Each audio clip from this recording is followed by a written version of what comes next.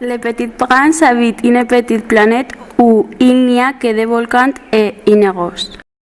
Un jour, il décide de partir en voyage pour visiter d'autres planètes et trouver l'amitié. Il profite d'une immigration d'oiseaux sauvages. La première planète, c'est l'astéroïde 325, habité par un roi. Assieds-toi, je ne tolère pas l'indiscipline. Je suis le roi.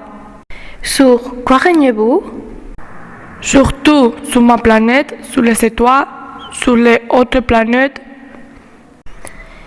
Mais qu'exigez-vous de vos sujets? Il faut exiger de chacun ce que chacun peut donner. L'autorité repose sur la raison. Alors, vous n'êtes pas un monarque absolu, vous êtes un monarque universel. Et le Petit Prince répond en pensant, les grandes personnes sont bien étranges. La seconde planète, c'est l'astéroïde 326, habité pour une vanité. Voilà la visite d'un admirateur. Mon admirateur? Oui, pour les vaniteux, les autres hommes sont des admirateurs. Que signifie admirer? Admirer signifie reconnaître que je suis l'homme le plus beau, le mieux habillé, le plus riche et le plus intelligent de la planète. Le Petit Prince répond en pensant, les grandes personnes sont décidément bien étranges. La troisième planète, c'est l'astéroïde 327, habité par un buveur. Bonjour, que fais-tu là? Je bois. Et pourquoi bois-tu? Pour oublier que j'ai honte de boire. Et le Petit Prince répond en pensant, les grandes personnes sont décidément très très bizarres.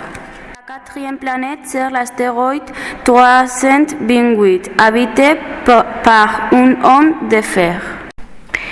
501 522 731.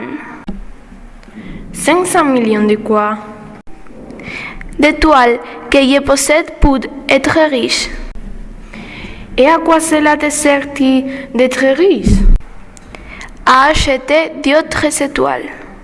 C'est amusant, c'est poétique, mais ce n'est pas très sérieux, pensait le Petit Prince, et il répond et pensant, les grandes personnes sont décidément tout à fait extraordinaires.